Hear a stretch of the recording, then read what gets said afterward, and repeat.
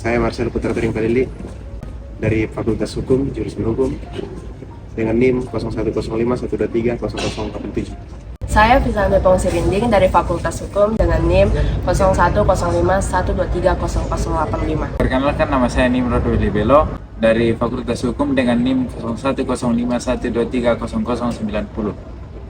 Halo, perkenalkan nama saya Triswer, saya dari jurusan Hukum dengan NIM 0105300072. Saya Nadia Herdiana Putri dari Fakultas Hukum dengan NIM 010512300187. Saya Sandriani Garanta dari Fakultas Hukum dengan NIM 010512300089. Perkenalkan, nama saya Serlita Ruben Pendang dari Fakultas Hukum dengan NIM 010512300082.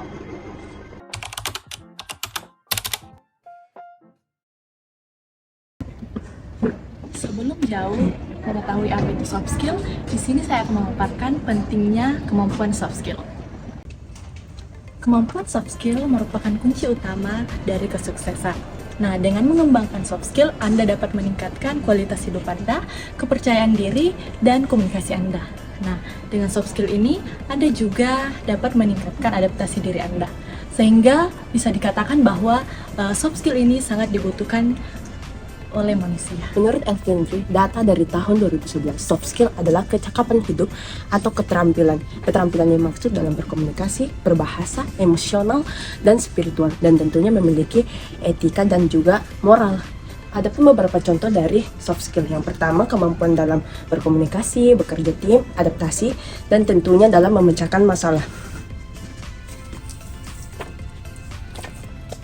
Selanjutnya, saya akan memaparkan peran soft skills untuk masa depan. Soft skills memiliki peran yang sangat penting dalam diri seseorang, karena soft skills akan meningkatkan peluang kerja. Menjadi modal yang sukses bagi karir di masa depan, mengembangkan kepercayaan diri dalam seseorang, serta dapat meningkatkan kemampuan beradaptasi terhadap perubahan yang terjadi dalam diri seseorang. Nah, salah satu bagian soft skill yang kami akan bahas lebih lanjut yaitu mengenai emotional intelligence atau kecerdasan emosi, di mana bagian dari soft skill ini merupakan salah satu hal yang terpenting. Menurut para ahli, emotional intelligence atau kecerdasan emosi di mana setiap individu dapat mengontrol tindakan yang ingin keluar dari dirinya, mengontrol sikap dan perilaku.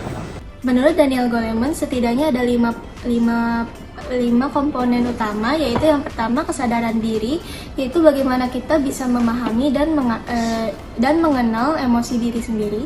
Dan yang kedua ada pengaturan diri, yaitu bagaimana cara kita mengatur ekspresi saat kita emosi dengan tepat. Yang ketiga ada motivasi, yaitu kemampuan untuk memotivasi diri sendiri. Yang keempat itu ada empati, yaitu memahami perasaan dan juga emosi orang lain. Dan yang terakhir ada keterampilan sosial, yaitu bagaimana kemampuan kita untuk mengontrol emosi dengan orang lain, dan juga bisa mencermati suasana. Namun dalam role singkat kami memilih topik empati, khususnya politik awareness. Mengapa kami memilih politik awareness? Karena di zaman sekarang ini, sebagian besar pemilih dari calon presiden dan calon legislatif lainnya adalah masyarakat-masyarakat yang lahir di generasi Z atau anak muda. Namun anak muda tersebut, mereka seakan-akan tidak peduli dengan politik.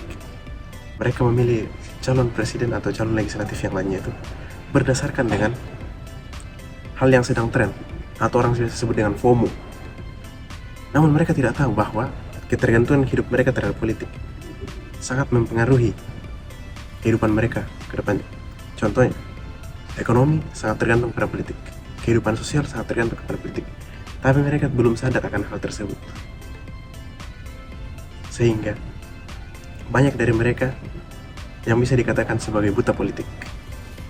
Menurut salah satu tokoh, buta politik adalah buta yang paling krusial, karena mereka tidak tahu bahwa kehidupan mereka tuh tergantung pada politik.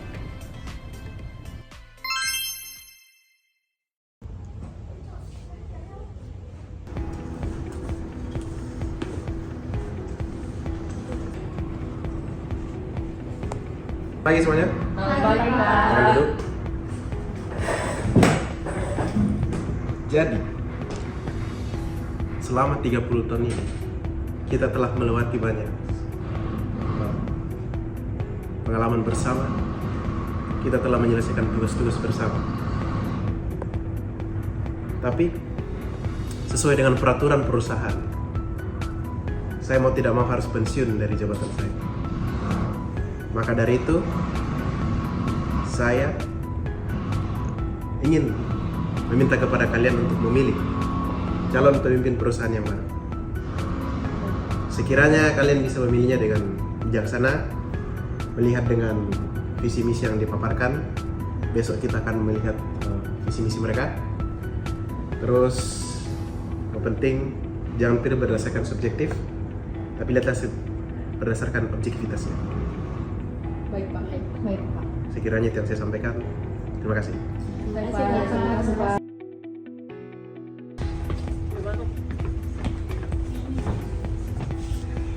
Menurut kalian siapa yang bakal jadi CEO yang baru di sini?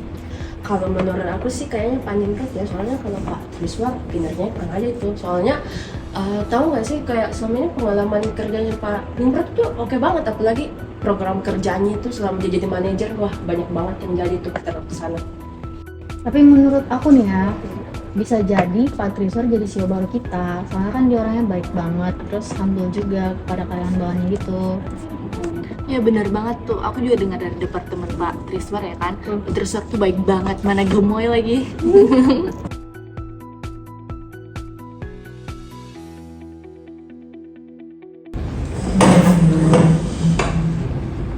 Selamat pagi. Silakan duduk.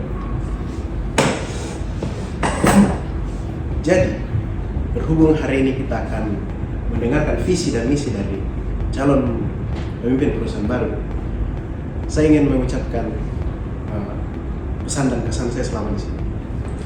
Selama di sini, saya merasa sangat berberkati karena kalian sudah membantu kita untuk mengembangkan, memajukan perusahaan ini. Ada banyak hal yang telah kita lakukan. Mungkin terdapat salah kata dan salah tingkah laku. Saya minta maaf untuk hal tersebut. Maka dari itu, saya Marcelo, saya mengundurkan diri dari jabatan saya selaku pemimpin perusahaan sini. Dan mari kita sambut calon pemimpin perusahaan baru kita dan dengarkan visi dan misi dari mereka. Saya sambut Bapak Triswar dan Bapak Nimrod untuk di depan. Inilah dia calon pemimpin perusahaan baru kita. Ini saya perkenalkan secara singkat dulu, ini Bapak Triswar, Sarjana Hukum, Magister Bisnis Administrasi. Dan ini Bapak Dr. Nimrod Belibelo, Sarjana Hukum, Magister Manajemen. Silakan perkenalkan diri kalian dan visi misi. Oke, akan dimulai oleh Pak Nimrod dulu. Oke, terima kasih kesempatannya. Jadi perkenalkan, nama saya Nimrod Belibelo. Di sini saya sudah Doktor Hukum dan Magister Manajemen. Sekarang saya akan memaparkan visi misi saya, yaitu bagaimana arah dan tujuan perusahaan ini selanjutnya yang sudah ditindaklanjuti oleh CEO sebelumnya. Bagaimana juga saya membutuhkan setiap pribadi karyawan yang memiliki integritas dan jawab yang baik. Oke, sekian dari visi saya. Terima kasih. Halo semuanya, perkenalkan nama saya Triswar dan di sini saya mungkin akan memperjelas studi saya. Yang pertama itu saya mengambil sarjana hukum dan administrasi bisnis, dan setelah itu saya akan menjelaskan visi misi saya ke depannya. Nah, visi misi saya ke depan ini pasti saya akan menjalankan program dari sebelumnya dong, Pak Selo. Nah, yang kedua ini saya akan memberikan rumah gratis kepada karyawan dan staf saya bagi yang belum punya rumah. Nah, terus mungkin saya akan memberikan kendaraan juga untuk karyawan-karyawan saya. Dan yang ketiga, saya pasti akan memberikan voucher makan gratis untuk karyawan. Kalau voucher itu untuk semua karyawan. Kalau kendaraan itu hanya untuk yang belum punya dan yang rumahnya jauh.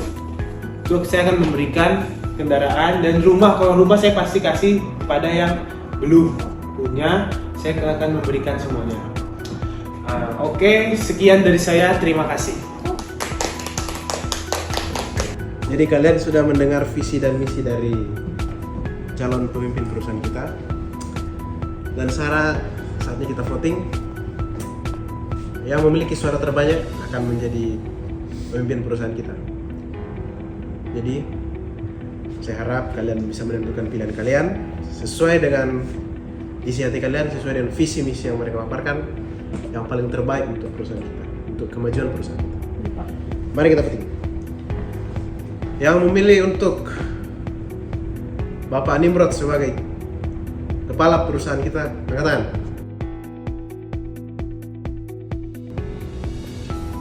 Oke, terima kasih, silakan turun tangan. Yang memilih Bapak Triswar sebagai pemimpin perusahaan kita, silakan angkat tangan. Silakan turun tangan. Jadi kita sudah lihat hasil voting kita, dan voting kita dimenangkan oleh Bapak Triswar. Ya, selamat untuk Bapak Triswar. Good luck. Dan mungkin silakan salaman berdua. Dan mungkin Bapak Triswar silakan menyampaikan pesan dan kesannya dan mungkin ucapan terima kasih. Silakan. Ya, baik. Terima kasih kepada kalian semua yang telah memilih saya atau juga yang nggak memilih saya, nggak apa-apa. Saya ucapkan terima kasih kepada kalian. Dan saya ingin mengucapkan mohon maaf sebesar-besarnya apabila dalam proses visi dan misi atau apa terdapat salah-salah kata saya atau apa kepada kalian. Dan saya ingin mengatakan bahwa mungkin kita akan secepatnya untuk menjalankan program yang tadi setelah saya buat, ya kan? Mungkin saya akan secepatnya untuk menjalankan program tersebut. Dan itu saja mungkin yang akan saya sampaikan pada hari ini. Kurang lebihnya mohon maaf. Terima kasih kepada kalian semua yang telah mendukung saya semuanya.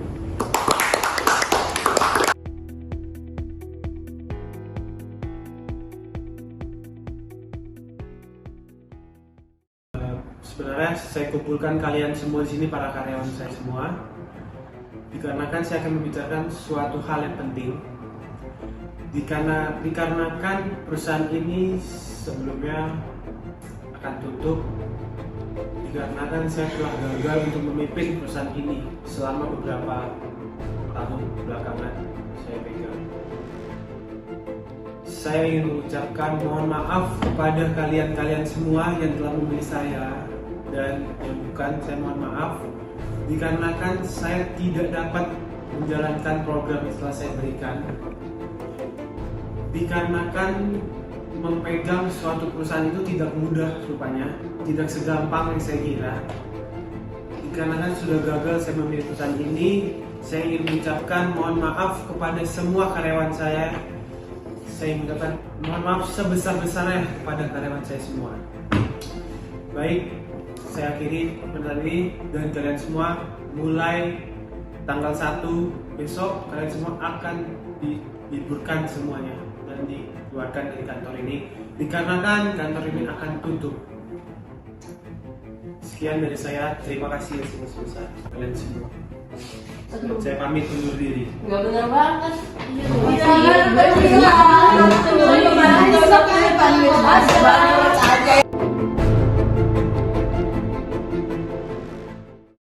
Dari role play yang telah kita simak bersama, dapat kita simpulkan bahwa soft skill memiliki peran penting dalam keberlangsungan hidup kita, sehingga membantu kita untuk menjadi pribadi yang efektif dan produktif, dan memiliki kesadaran tinggi akan lingkungan sekitar kita. Dan kita diminta untuk bisa beradaptasi dengan baik. Soft skill adalah kunci keberhasilan kita.